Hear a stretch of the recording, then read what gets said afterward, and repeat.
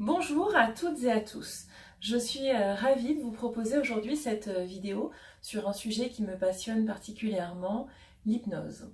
Depuis quelques années, l'hypnose fait parler, interpelle, fascine, de l'hypnose spectacle, de Mesmer le fascinateur, à l'hypnose médicale utilisée par exemple pour réduire les anesthésies et la douleur.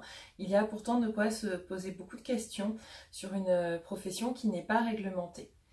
C'est pourquoi je vous propose aujourd'hui de vous exposer ma vision et ma démarche sur cet outil fabuleux qu'est l'hypnose.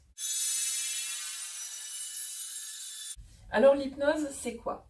L'hypnose, c'est une pratique qui permet à chaque personne d'accéder à une partie d'elle qui se fait discrète a priori au quotidien, mais qui en réalité contient tous ses souvenirs, toutes ses émotions, toutes ses ressources et qui est en fait très présente.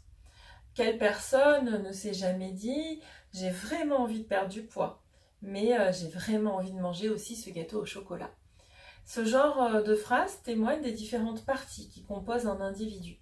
Et c'est en travaillant sur cette autre partie, qu'on va appeler l'inconscient, que chaque personne va pouvoir régler un certain nombre de problématiques.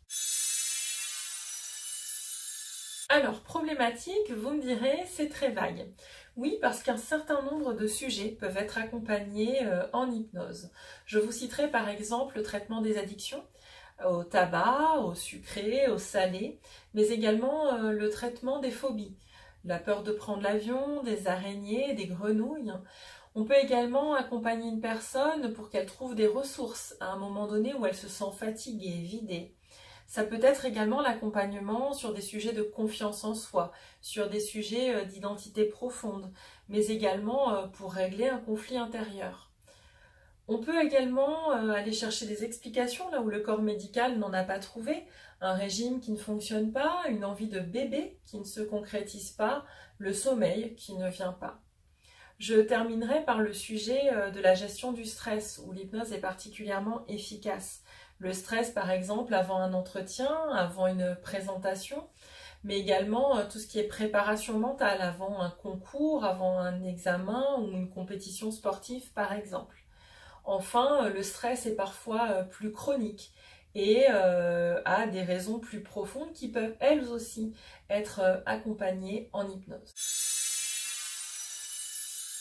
Alors, le travail de l'hypnothérapeute ou du praticien en hypnose consiste à accompagner la personne à entrer dans cet état hypnotique et à lui proposer un travail en vue d'atteindre son objectif sur la base de suggestions.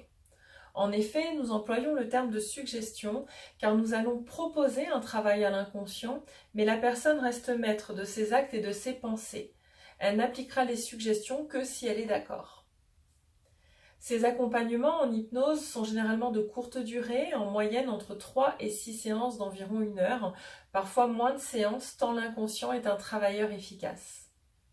Si aujourd'hui l'hypnose est essentiellement utilisée dans le domaine de la vie privée et à titre individuel, elle a pour moi toute sa place dans le domaine de l'entreprise et notamment dans les démarches de qualité de vie au travail. Alors si ce sujet vous intéresse, vous pouvez me contacter et je me ferai un plaisir d'échanger avec vous. À bientôt!